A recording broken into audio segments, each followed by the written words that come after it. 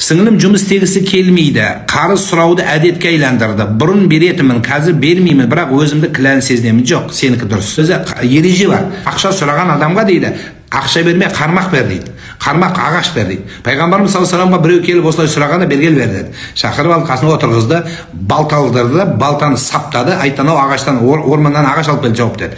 Пайғамбарымыз саллаллаху алейхи вассалам шауып, сап жасады да қолына берді. Бұл не деді? Бұл балта деді. Не істейсің? Анау орманға барасың да деді. Құрмалар жауып, отын қып, кесіп, соны сатасың да бала шағаңды асырайсың деді.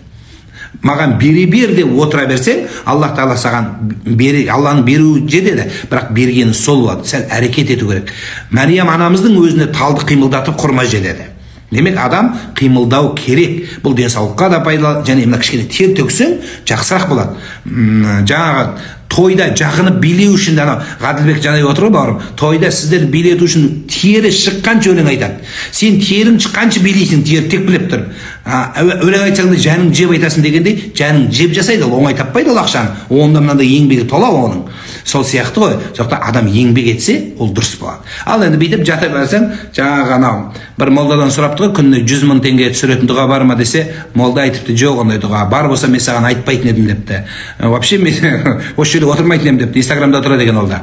Инстаграмда отырмайтын едім депті. Не қыламыз? 100 мыңды алып жата бермеймін ба деген екен баяғыда біреу.